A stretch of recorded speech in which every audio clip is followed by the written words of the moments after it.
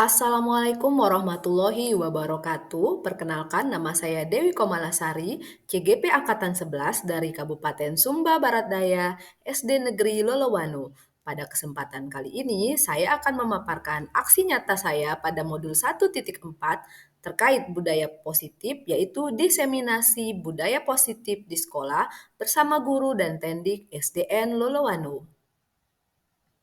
Adapun rancangan tindakan untuk aksi nyata saya berjudul Penerapan Segitiga Restitusi sebagai Perwujudan Budaya Positif di SD Negeri Lolowano dengan target peserta ialah 10 orang guru dan tenaga kependidikan pada SD Negeri Lolowano.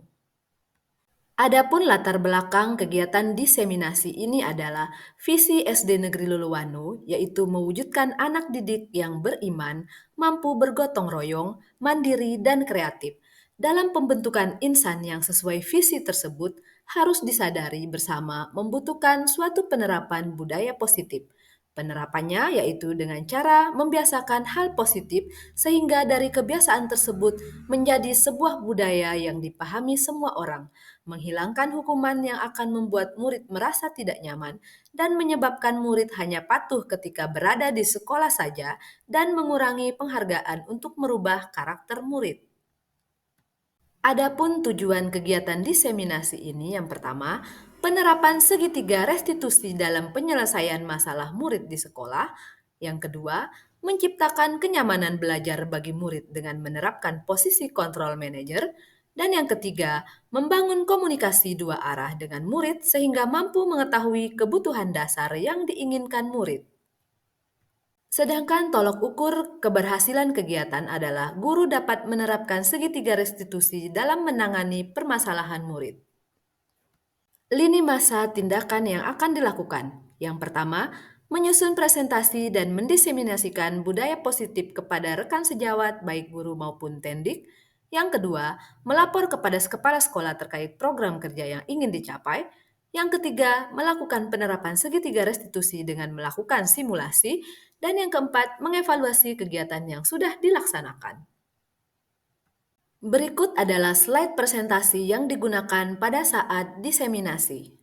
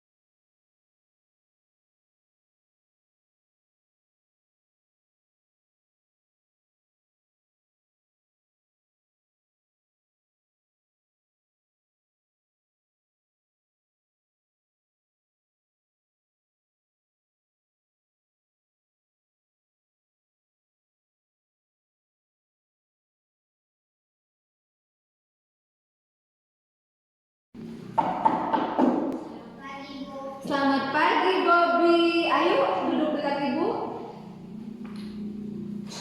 Oke, kemarin ibu dapat laporan katanya ketika jam pelajaran agama Kristen di jam pertama kamu terlambat masuk ke kelas. Apakah itu betul? Iya, Bu. Lalu kenapa bisa terlambat, Nak? Saya harus membereskan pekerjaan di rumah, Bu. Baik, setiap orang itu pasti pernah melakukan kesalahan. Coba kamu pikirkan, apa yang akan kamu alami kalau kamu sering terlambat ke sekolah? Saya tertinggal materi pelajaran, Bu. Lalu masa terlambat yang kamu lakukan kemarin itu benar atau salah menurut kamu? Salah, Bu. Saya sudah menggambar aturan dan membuat Ibu jadi cemas. Oke, ibu tanya sekali lagi ya, kenapa kamu terlambat, Nak? Kemarin saya harus memberi makan kambing sebelum berangkat sekolah, Bu.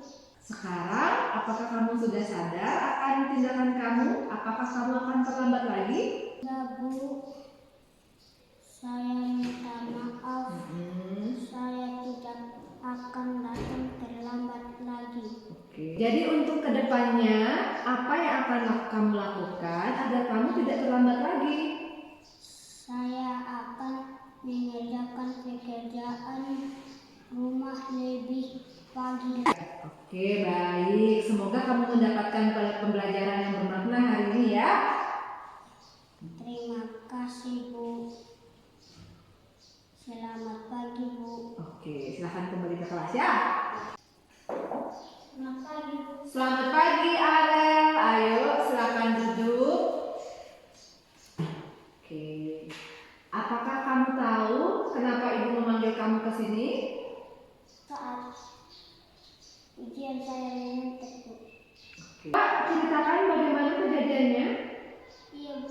Jadi kemarin saya membawa catatan kecil dan diketahui oleh pengawas ruang. Itu, iya. Jadi memang manusia itu tidak ada yang sempurna. Tapi ibu sangat bangga sama Arel karena mau mengakui kesalahannya. Iya, Bu. Saya minta maaf. Kenapa kamu mencontek, Nak? Karena pelajaran begitu sulit. Saya membawa catatan kecil, saya minta maaf, Bu. Tindakan itu benar atau salah? Salah, Bu. Saya tidak jujur mengerjakan ujian. Arel, untuk kedepannya, apa yang akan kamu lakukan saat ujian berlangsung? Saya akan belajar lebih teknik lagi dan bertanya kepada guru, Bu. Bagus, Bapak Ibu guru pasti senang membantu kamu. Terima kasih, Bu. Oke, Selamat pagi. selamat pagi, silakan kembali ke kelas ya. Halo, nama saya Bobby, siswa kelas 4. Berkat Ibu Mala, saya menyadari kesalahan saya. Terima kasih, Ibu Mala. Halo, nama saya Arel, siswa kelas 4. Berkat Ibu Mala, saya tidak takut menceritakan tentang kesalahan saya. Terima kasih, Bu Mala. Berikut adalah dokumentasi kegiatan diseminasi yang telah dilaksanakan. Ya. Shalom. Shalom. Assalamualaikum warahmatullahi wabarakatuh. Waalaikumsalam warahmatullahi wabarakatuh. Selamat pagi. Pagi. Salam sejahtera untuk kita semua. Om Swastiastu, Namo Buddhaya, salam kebajikan, salam dan bahagia. Ya. Oke, Bapak Ibu guru hebat. Pertama-tama saya ingin mengucapkan terima kasih atas kesediaan Bapak Ibu guru untuk membersamai saya dalam kegiatan diseminasi budaya positif di sekolah kita. Ini merupakan salah satu dari tugas saya sebagai calon guru penggerak angkatan 11 dari SD Luluwano, Kabupaten Sumba Barat Daya. Nah, jadi hari ini kita akan belajar banyak tentang budaya positif di sekolah. Tapi sebelum itu kita melemah sejenak, mari kita joget sedikit. Bapak Ibu mungkin mulai maju ke sini ya. Jadi kita akan berjoget arusan sandai, nanti diikuti saja gayanya ya Bapak Ibu.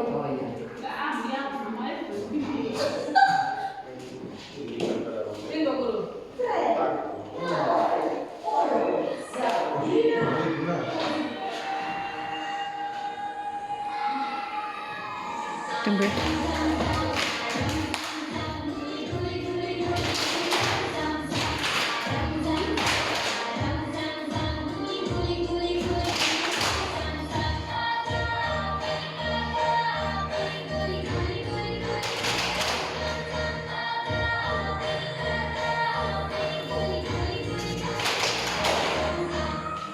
Ya, siap-siap lebih cepat lagi.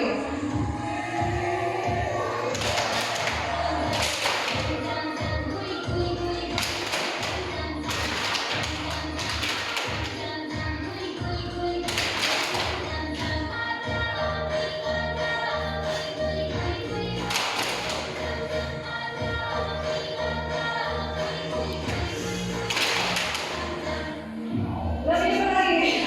Lebih cepat lagi.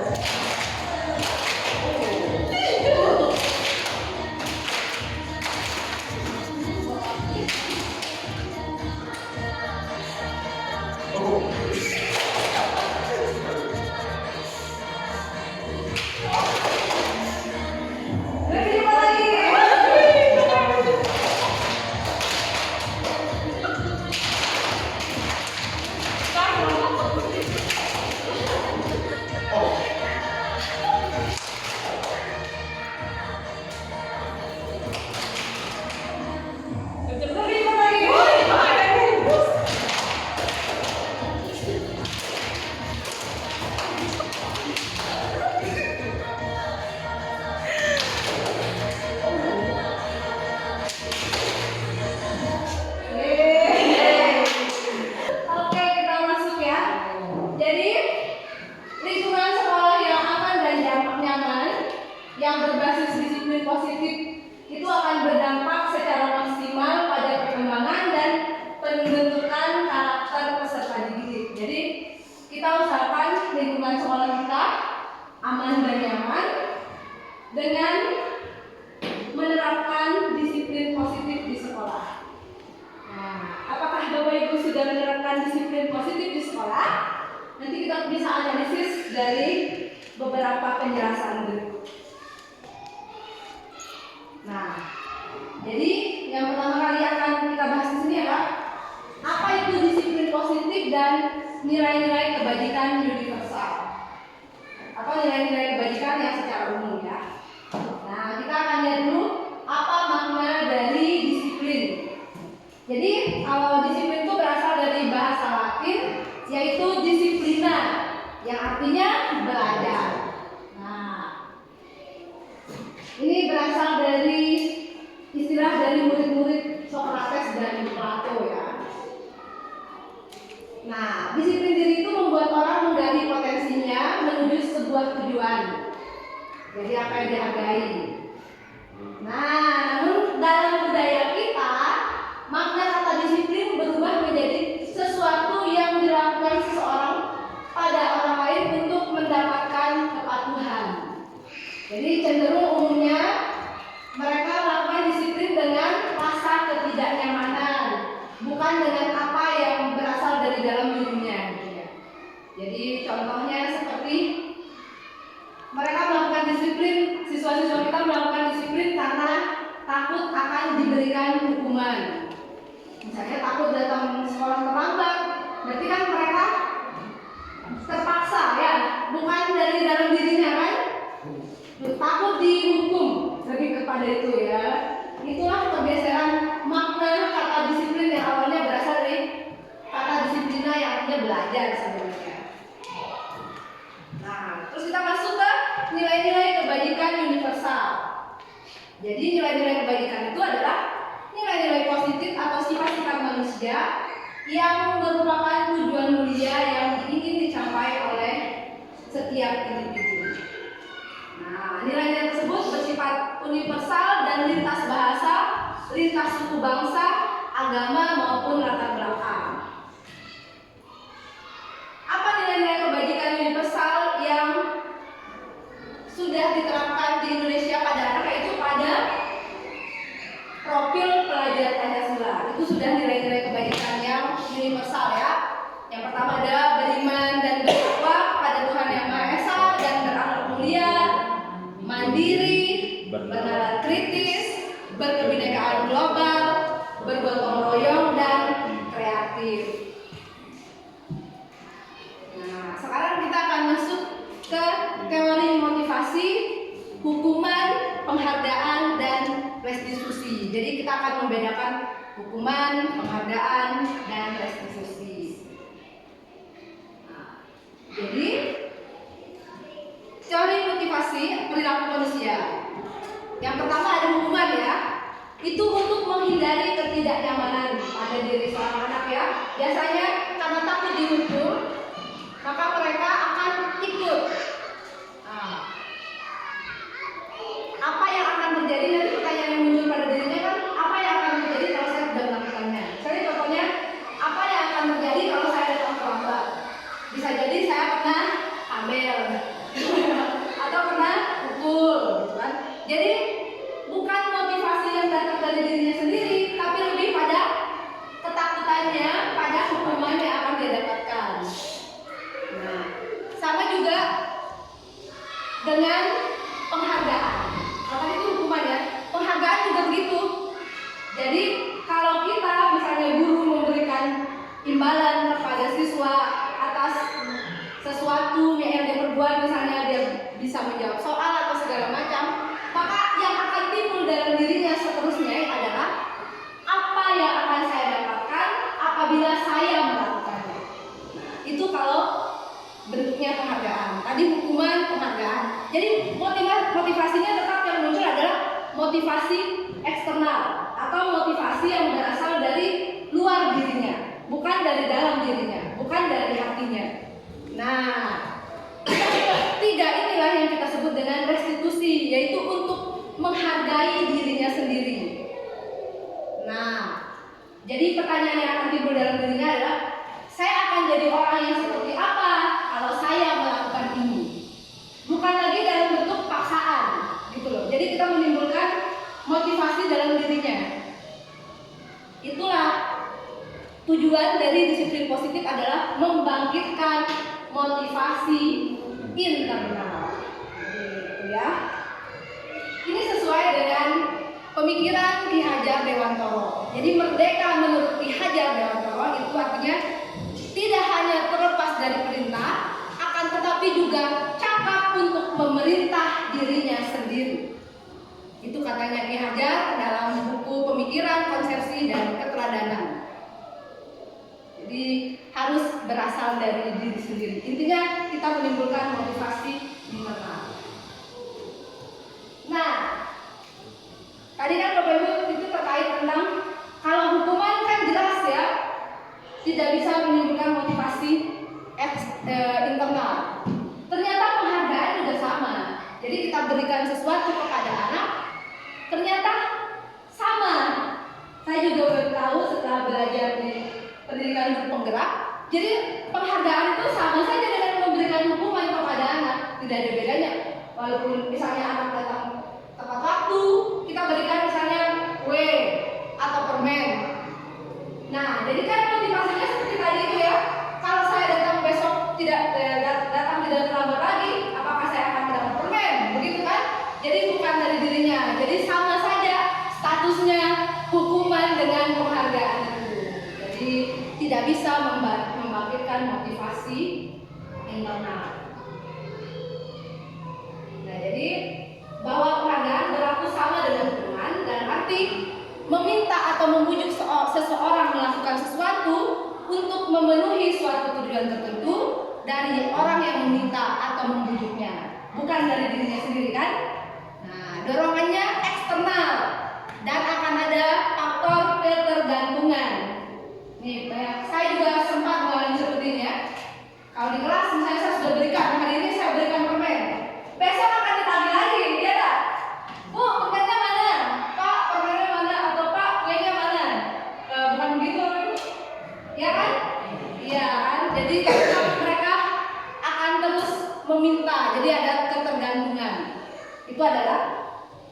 Dan ini adalah dampak dari kita memberikan penghargaan. Jadi penghargaan itu dapat merusak hubungan. Kenapa merusak hubungan? Misalnya ada anak yang bisa jawab soal, kita berikan terus hadiah. Sementara anak yang tidak bisa menjawab tidak diberikan hadiah. Maka dia akan merasa apa pada temannya? Apa yang timbul dalam diri anak yang tidak kita berikan hadiah? Dia merasa minder. Satu. Iri tidak dengan temannya? Iya. Dengki kan jadinya, jadi karena saya tidak dapat hadiah, itu dapat terus. Bisa saja dia menjadi benci sama temannya. Kok kamu terus yang diberikan, kok saya enggak? Jadi saya merusak hubungan pertemanannya juga. Jadi banyak hal ya, termasuk juga mematikan kreativitasnya. Ini adalah jadi maka kita harus membentuk suatu program kebajikan atau memberikan apresiasi. Jadi dalam memberikan apresiasi, apa yang perlu kita lakukan? Apresiasi itu adalah pengakuan ya. Yang perlu diingat, beri pengakuan itu secara khusus, secara pribadi, tidak di depan teman-temannya. Beri pengakuan kepada semua murid secara bergantian. Jangan orang yang sama terus ya. Nah, terus pengakuannya itu harus diberikan secara konsisten dan harus fokus pada proses. Nah, bagaimana contoh pengakuan atau pemberian apresiasi kebajikan? Misalnya seperti ini. Kita sebagai guru membuka dulu nih. Kemarin saya perhatikan, dan itu pembukanya. Terus nilai kebajikan yang timbul itu adalah empatinya anak. Rasa empatimu besar sekali. Terus dalam situasi apa? Pada saat menolong murid baru di kelas.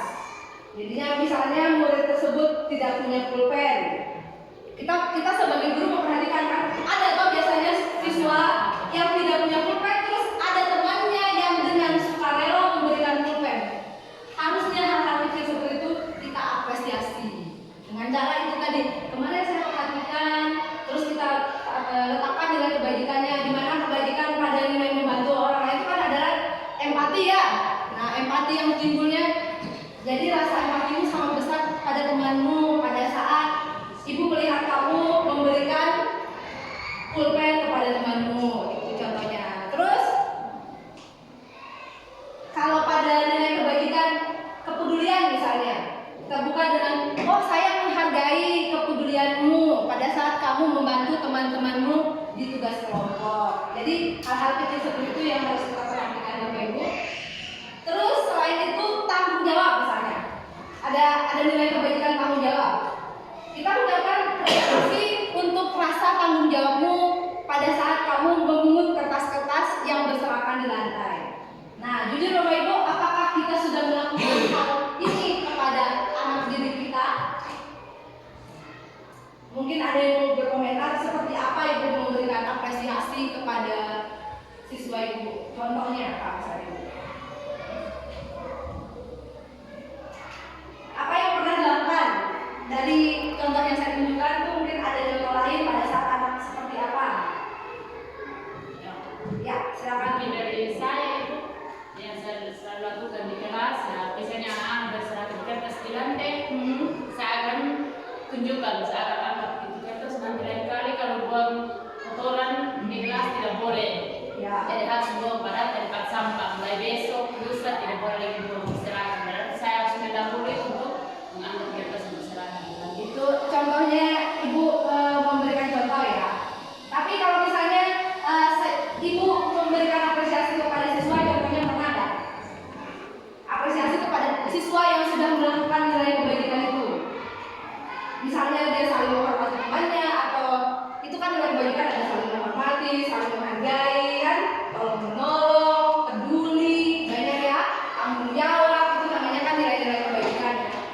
Apa misalnya yang pernah Bapak Ibu apresiasi? Contoh ya, pemain Ibu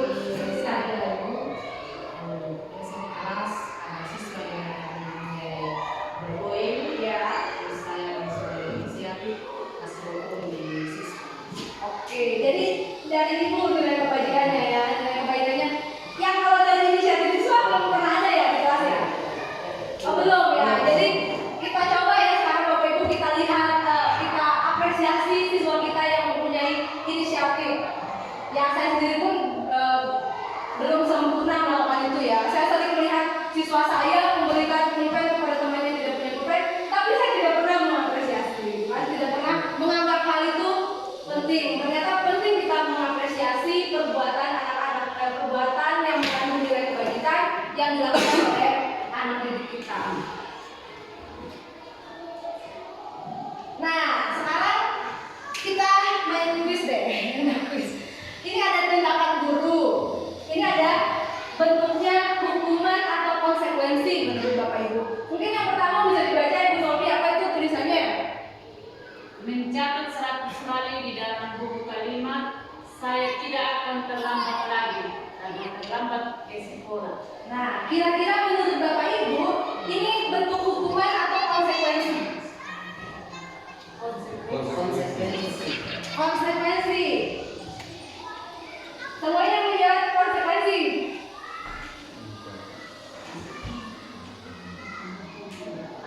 Konsekuensi itu apa ya? Sesuatu yang mereka lakukan ada konsekuensinya begitu.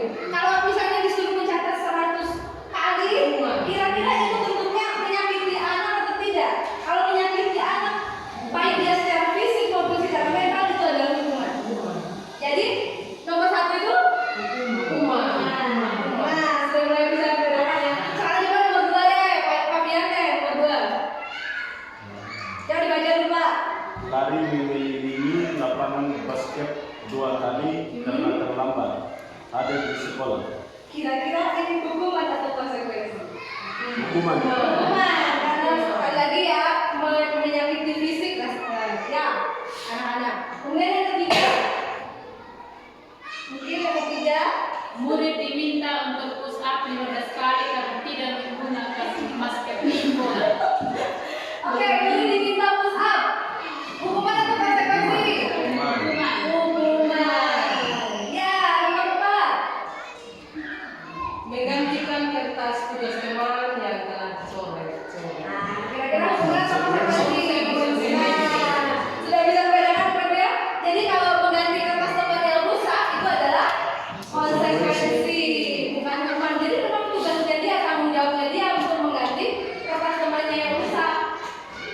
Terus yang berikutnya?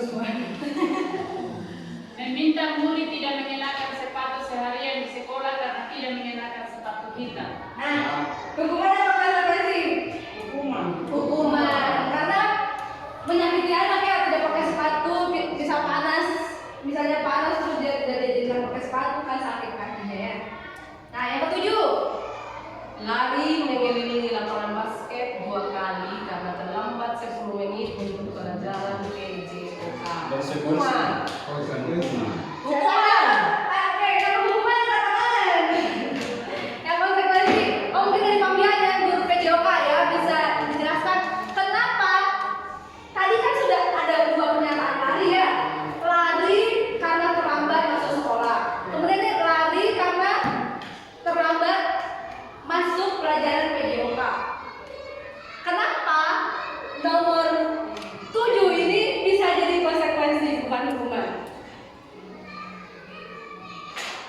Karena pelajaran PJOK. Iya, pelajaran PJOK. Terus kenapa? Mungkin karena kesepakatan dari guru PJOK-nya. Itu merupakan pengemasan. Iya, iya, ya, betul ya Pak ya. Jadi karena di dalam itu kan termasuk dalam materi PJOK juga ya, lari. Jadi pemanasan. Nah, bayangkan kalau anak yang terlambat masuk sekolah disuruh lari, sementara dia belum siap tubuhnya, ya kan bisa saja dia kram kan. Nah, kalau di jam PJOK ya memang sudah jamnya dia belajar sesuai dengan mata pelajarannya dan tidak akan berdampak menyakiti murid ya. Seperti itu. Oke, terima kasih Pak Pian, tepuk tangan untuk Pak Pian. Nah, kita masuk ke tadi hukuman penghargaan dan ini restitusi.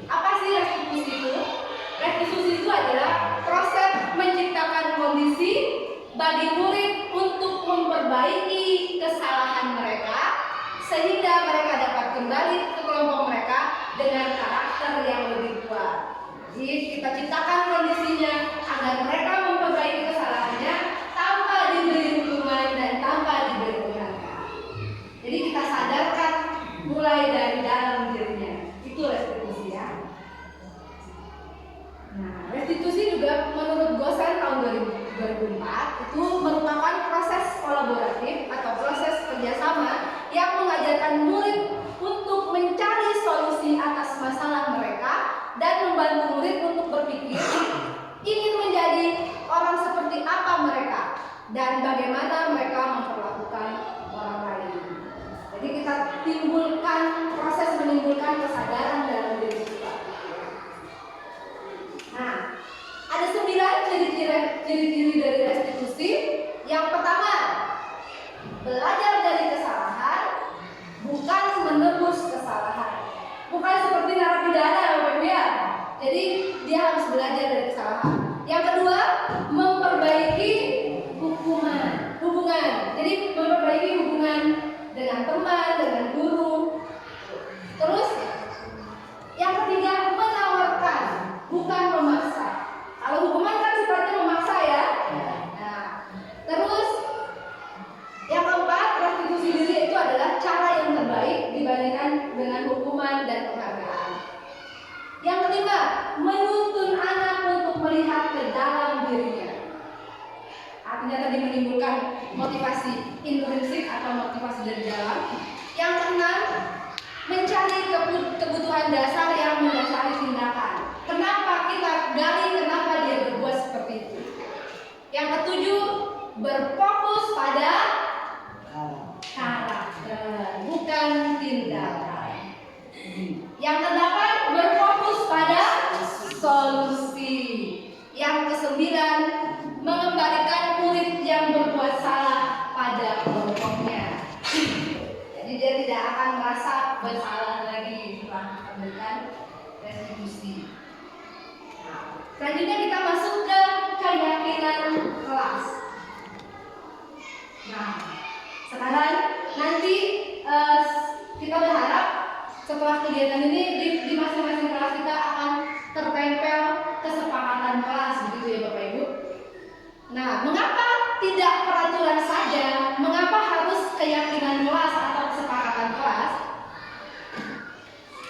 Nah, jadi mengapa kita memiliki peraturan harus menggunakan helm bila mengendarai kendaraan roda 2?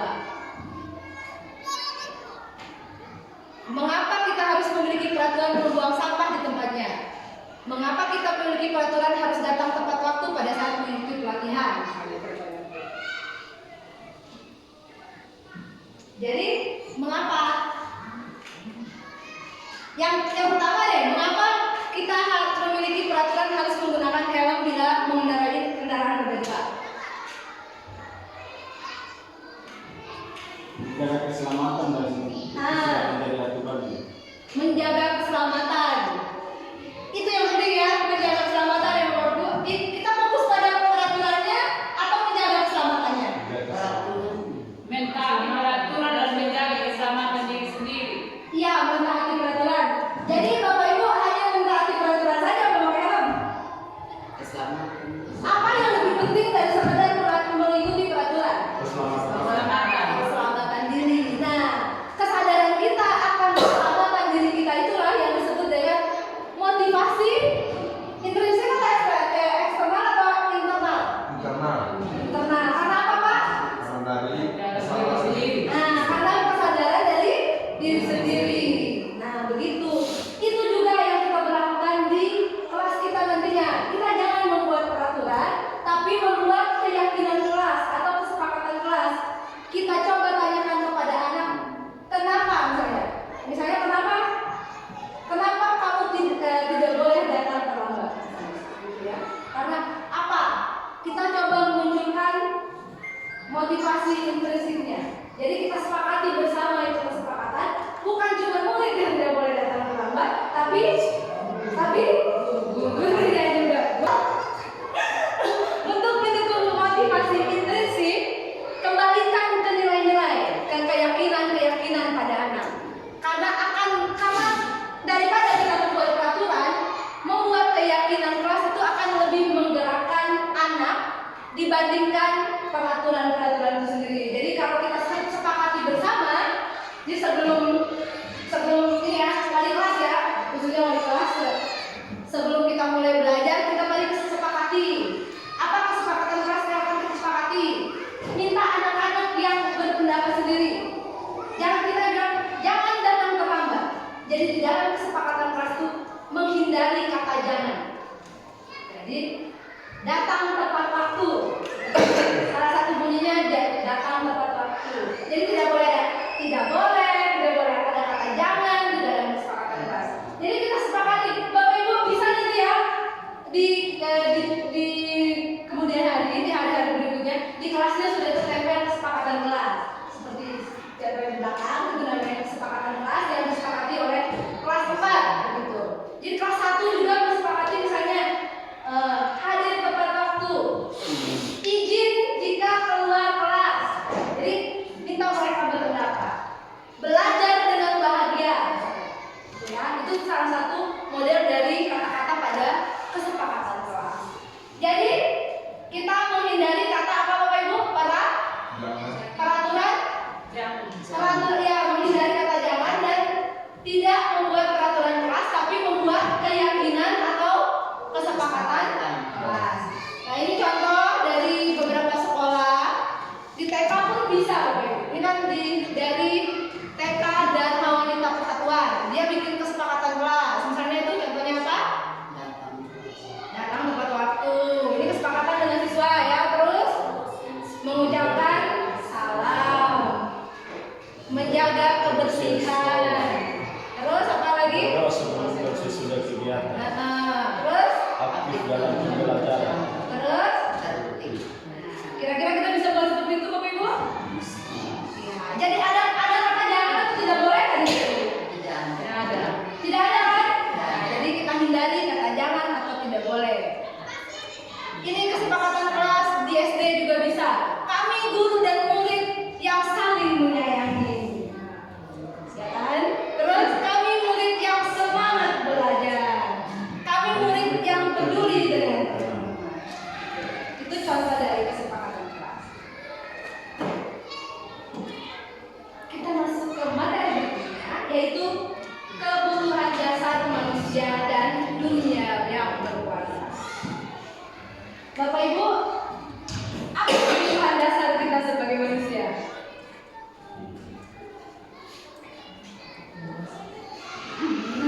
Apa misalnya? Kebutuhan kita apa sih sebenarnya? Nasi. Makan ya. Ya, apa lagi? Sandang pangan, nyaman. Sandang, pangan, papan, mobil, rumah. Kira-kira itu kebutuhannya apa sih? Ya? Seumur hidup. Hidup Seumur hidup. hidup. Heran banget kali ya. Aku ingin hidup 1000 tahun lagi. Ih, kayaknya sih nggak bisa deh, gue hidup 1000 tahun. Ini aja saya pengen matinya katanya. Mobil selalu. Nah, inilah kebutuhan dasar manusia. Apa mau coba disebut? Kasih sayang dan rasa diterima. Penting kan rasa kasih sayang diterima, terus Kepuasan. kepuasan, terus Kesenangan. kesenangan, Bebas. kebebasan, bertahan hidup. Nah, tadi itu katanya bertahan hidup dengan makan, minum, gitu ya. Nah, itulah kebutuhan dasar. Ini kebutuhan dasar. Kasih sayang kebutuhan dasar tadi. Penting nggak kita diberi kasih sayang? Penting, sangat penting. Penting tak rasa kesenangan? Penting. Penting dong. Sekali. Senang-senang itu. Ya. Ya, ini contohnya ya. Contoh perilaku siswa dengan kebutuhan dasarnya. Misalnya perilaku siswa memukul teman yang menghinanya. Kita jangan langsung menghakimi dia. Karena dia memukul temannya yang menghinanya. Nah, kebutuhan yang mungkin berusaha dia penuhi adalah kekuasaan atau power. Terus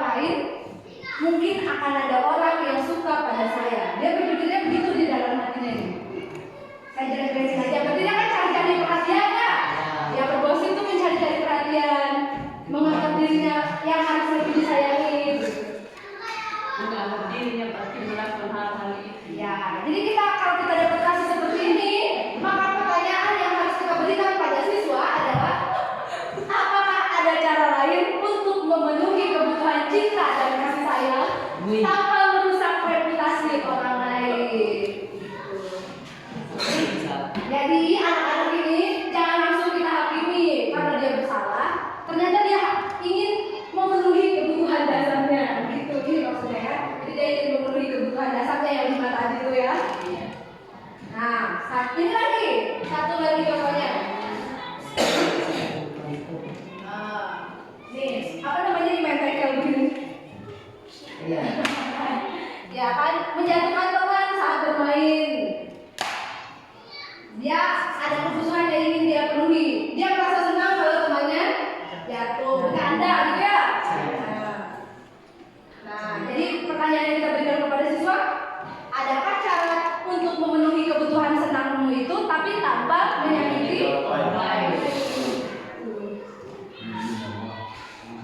Ada lagi nih. Nah, ini yang paling sering terjadi.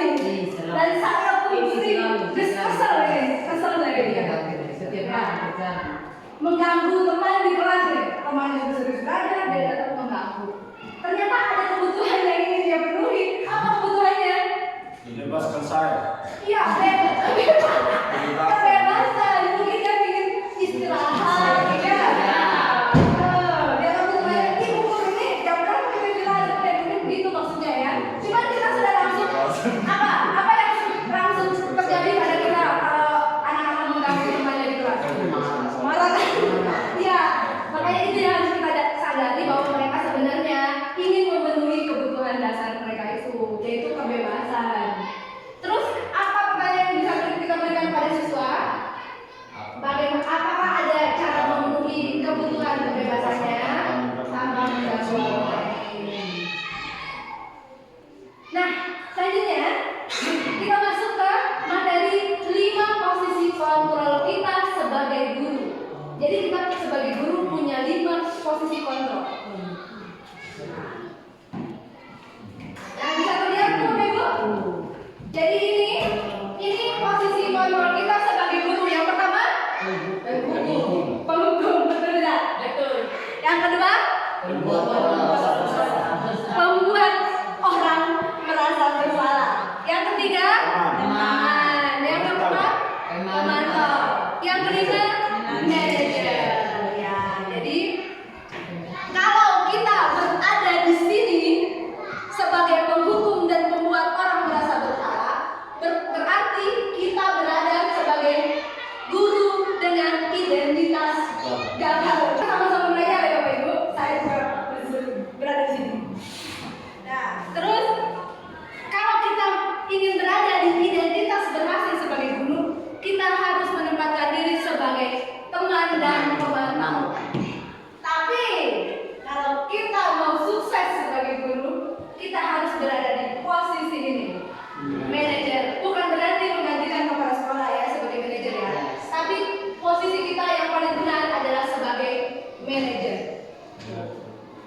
Nah, apa yang diperbuat guru? Guru berbuat kalau dia bertindak sebagai penghukum, apa yang dibuat?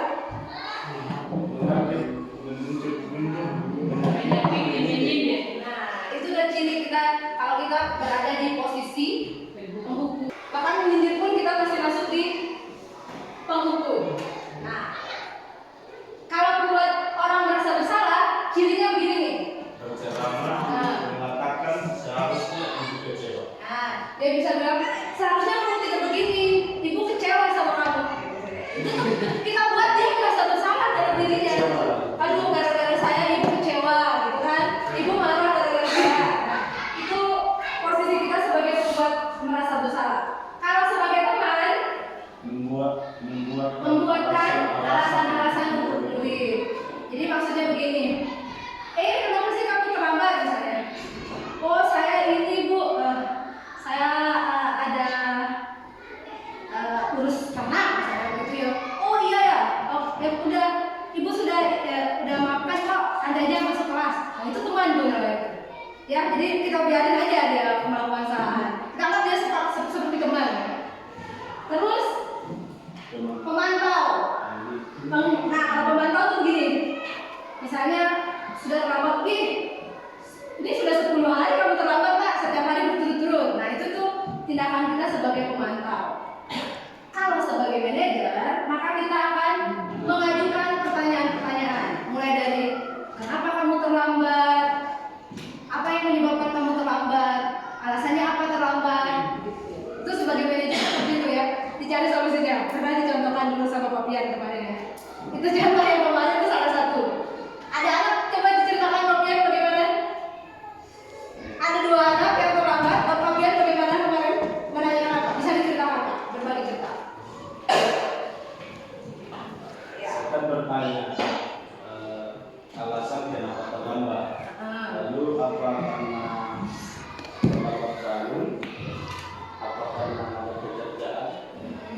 Sebenarnya seperti itu. Iya, terus apa jawaban anaknya? Jawabannya anak-anak tidak. Tidak. Tidak apa? Bukan karena ada kesibukan, hanya terlambat saja. Hanya terlambat, tanpa alasan begitu. Tanpa Ya? alasan. Nah, terus Pak Pian berapa lama setelah itu? Mukul? Tidak. Apa? Saya langsung suruh masuk. Oh, langsung suruh masuk. Nah, kalau dari kasus Pak Pian tadi sudah ditanya kenapa terlambat, oh saya tidak ada alasan saya terlambat. Terus habis itu langsung disuruh masuk. Maka posisi Pak Pian itu berada di mana? Di antara yang berlima tadi. Teman, pintar sekali mama. Ya, jadi posisi kontrol Pak Pian terhadap murid itu adalah sebagai teman. Nah, ini kalau perbuatannya, kalau dari berkatanya itu kita bisa lihat posisi kontrol seorang guru. Kalau penghukum maunya seperti ini. Kalau kamu tidak melakukannya, awas ya. Diancam ya, awas ya. Rasakan. Aduh. Terus kalau dia membuat orang merasa bersalah, Saya langsung tahu. Ibu lelah sekali mengatakannya. Ibu stres. itu kita bahas. Dia merasa bersalah. Dia menyebabkan kita stres. Dia pasti merasa bersalah. Aku kata saya ini. Kalau sebagai teman gimana? Ayo lakukan diri ibu. Masa kamu tidak mau, ingat tidak ibu pernah bantu. Kalau kita bilang begitu tuh berarti kita menganggap dia teman. Masa sih kamu mau bawa bantu ibu? Atau ibu pernah bantu kamu? Kalau sebagai pemantau, Apa pada Tuhan? ditanyakan apa peraturannya, apa peraturan yang kamu langgar itu memantau saja ya. Nah, kalau manajer beda lagi. Bagaimana? Bagaimana Pak Manajer? Ini apa yang bisa kau kerjakan untuk memperbaiki masalah ini? Nah, jadi kita juga mencari solusinya. Gitu. Nah, selanjutnya hasil yang timbul dari posisi kontrol yang kita lakukan. Ada murid ya. Kalau penghukum apa yang terjadi? Menyalahkan orang lain yang berbohong. Nah, jadi dia akan menjadi pemberontak, menyalahkan orang lain, berbohong. Pernah dialami Bapak Ibu? Benar. Coba ceritakan sedikit mungkin dari Bu Ati mungkin ya. Jadi hasil dari murid yang sering kita hukum dia akan menjadi anak ya. Pernah ada kejadian di kelas seperti itu? Justru setelah kita hukum dia semakin baik atau semakin buruk? Dia semakin buruk. Coba Mepon, ada pengalaman mungkin? Tidak punya pengalaman. Ih, bukan biasa. Kuliah sekali ya. Ya. Mungkin selain memukul mungkin menyakiti perasaan, benar mungkin yang menyebabkan anak menjadi justru jadi semakin memberontak begitu ya. Mungkin dari Pak Alex punya pengalaman? Pernah nggak? Apa kita sharing saja Pak?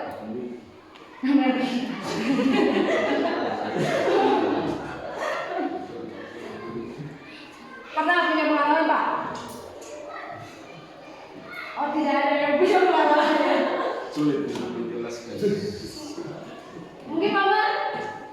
Kalau dari saya, maksudnya kalau sama marah-marah hukum, misalnya kan dia lambat. Nanti kalau itu dia akan jadi pembohong kalau dia lambat lagi sama orang tua supaya jangan kena marah. Iya betul, itu ya biasanya begitu anak terjadinya. Nah, kalau hasilnya sama ya, kalau kita membuat dia merasa bersalah juga sama, dia akan menyembunyikan, menyangkal atau berbohong. Nah, kalau kita terus berposisi kontrol sebagai teman, apa yang akan terjadi? Ketergantungan. Dia akan ketergantungan dengan kita. Dia hanya akan peduli dengan kita dan tidak peduli dengan guru lain. Jadi dia menganggap guru lain tuh, bukan teman saya, yang teman saya Pak Pian aja. Karena dia aja yang kalau saya salah, dia tidak pernah marah-marah sama saya, misalnya begitu ya. Jadi dia ketergantungan dengan Pak Pian gitu. Jadi sama guru lain dia tidak akan hormat, dia hanya akan hormat pada Pak Pian saja. Kalau kita bertindak sebagai teman.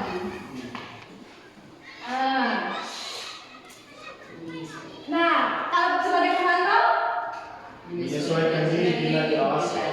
dia hanya akan menurut kalau kita awasi saja. Kalau tidak diawasi, sesuka-suka dia. Nah ini masih jadi dari keempat dia masih hanya menimbulkan motivasi apa? Eksternal. Nah kalau kita berposisi sebagai manajer, maka apa yang akan terjadi? Menguatkan pribadinya. Jadi tanpa kita menjadi temannya, tanpa kita menghukumnya, tanpa kita menyalahkannya, dia akan tetap, misalnya kalau pergi sekolah tetap akan datang pagi karena ada motivasi dari dalam dirinya. Nah, gitu ya. Nanti kita masuk ke apa yang dikatakan murid-murid ketika kita berposisi sebagai penghukum. Apa ya? Ini kalau yang murid ngomong gini sebenarnya. Guru di luar dunia berkualitas. Ini maksudnya apa? Biarkan saja, nanti juga marah-marah. Iya kan? Jadi dia bilang begitu. Murid yang bilang pas kita sudah malam dia kita marah-marahin dia. Jangan aja. Gitu kan? Ujung-ujungnya dia kan bilang begitu. Nanti juga dia diam sendiri gitu kan. Nah, terus kalau kita di posisi pembuat orang merasa bersalah, maka murid akan berkata, maaf. Ya, maafkan saya. Dia merasa sangat bersalah gitu ya. Terus kalau sebagai teman, Saya pikir Bapak Ibu kalau kita terus menempatkan diri sebagai teman dan ketika kita tidak mendukungnya, maka dia akan kecewa dan berkata, saya pikir dia teman saya, ternyata sama aja kan? Terus kalau sebagai pemantau, Berapa banyak yang saya berapa lama harus saya tulis. kan hukumannya misalnya berupa menulis berapa halaman gitu kan, atau kalau kita beri penghargaan berapa ya kira-kira bintang atau permen yang saya dapatkan. Kalau sebagai manajer, Bagaimana caranya saya bisa memperbaiki keadaan? jadi timbul pertanyaan pada dirinya, bagaimana saya bisa memperbaiki keadaan atau kesalahan saya. Jadi dia sendiri yang bertanya seperti itu dalam dirinya. Nah, selanjutnya bagaimana kita menempatkan diri sebagai, kita maunya jadi guru yang mana nih? Di antara kelima posisi kontrol ini, Bapak Ibu mau jadi di posisi kontrol yang mana? Cita-citanya? Mau jadi manajer semua? Nah, mau atau tidak mau nih? Mau jadi manajer atau mau jadi penghukum? Ya, jadi kalau kita ingin berada di identitas sukses, maka kita harus menjadi manajer. Nah, salah satu pekerjaan yang bisa untuk mendukung kita sebagai manajer, apa yang harus kita lakukan adalah menerapkan yang namanya segitiga restitusi. Jadi di dalam segitiga restitusi itu ada 3 ya. Yang pertama, menstabilkan identitas. Yang kedua, validasi tindakan yang salah. Yang ketiga, menanyakan keyakinan. Nah, yang pertama, kita menstabilkan identitas dulu. Ya, jadi untuk membuat anak yang merasa gagal karena berbuat salah menjadi positif terhadap dirinya. Jangan kita buat dia semakin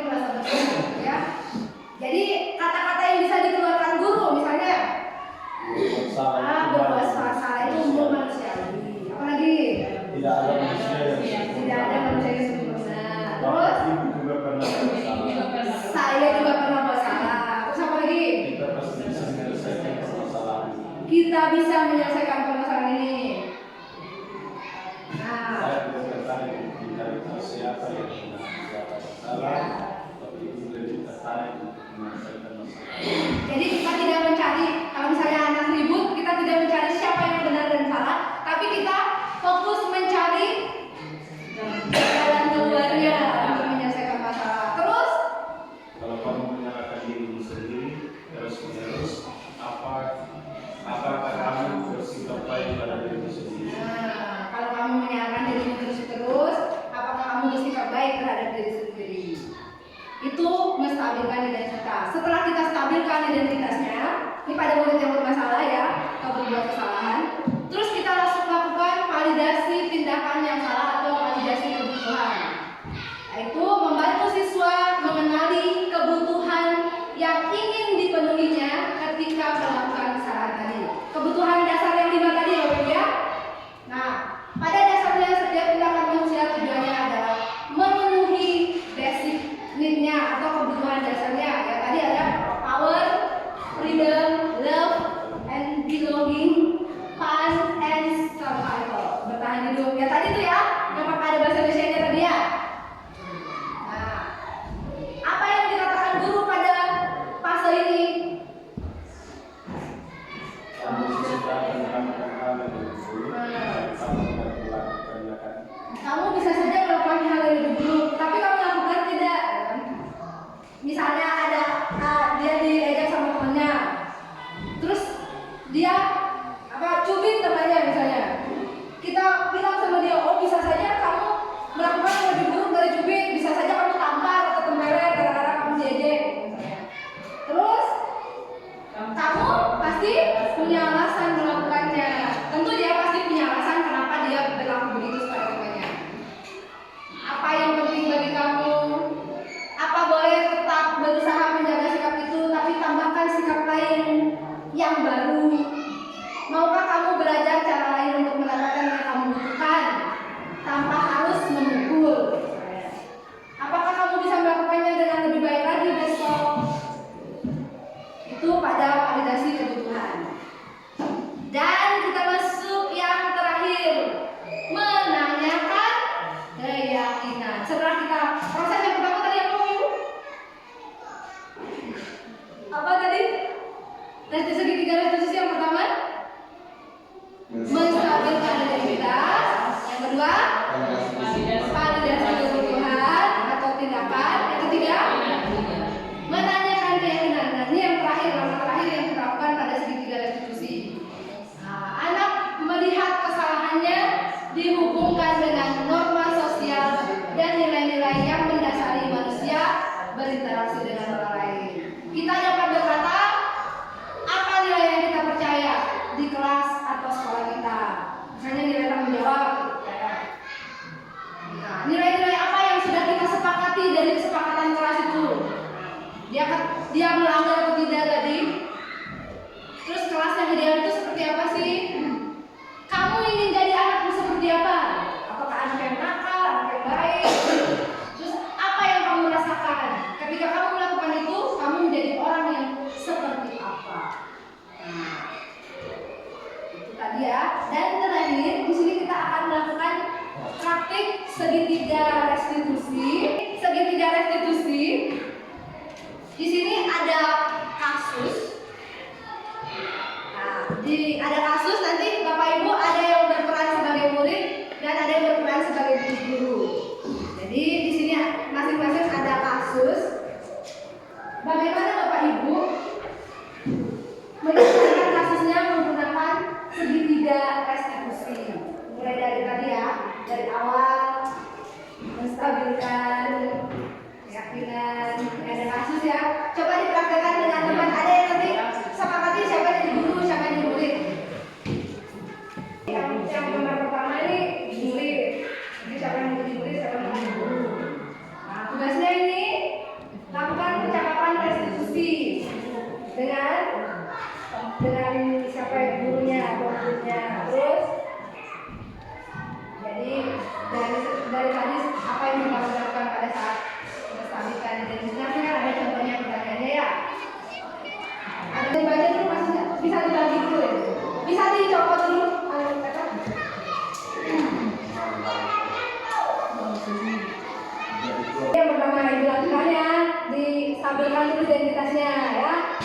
beberapa pertanyaan yang bisa dipilih salah satunya dari sini ya. Terus kemudian setelah menstabilkan identitas, validasi tindakan yang salahnya, pilih salah satu pertanyaannya disesuaikan dengan kasusnya ya. Terus yang ketiga baru kita terakhir menanyakan keyakinannya.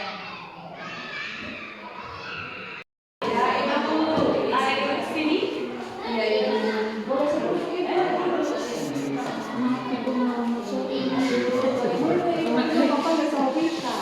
Kita itu dapat informasi dari Pak Basti kalau Bika ketika mata pelajaran matematika tidak sering keluar. Di bosan itu tidak apa-apa kita. Iya, betul sekali Ibu. Setiap kalau jam pelajaran matematika kita sering keluar mandi. Bisa berikut tadi Ibu. Kalau jam mata pelajaran matematika itu kita tidak suka bosan dengan guru mata pelajaran matematika karena matematika itu banyak hitungan Ibu. Terus apa tindakan kamu itu tidak mengganggu teman yang lain di kelas? Iya, iya Ibu. Baiknya oleh bilang sebenarnya tidak boleh melakukan. Ya bisa. Iya Ibu. Siap, bisa kita ulang lagi Ibu. Minta maaf ya Ibu banyak hati. Iya. Kita sudah ditanya. Ali pergi Ibu sini. Iya Ibu.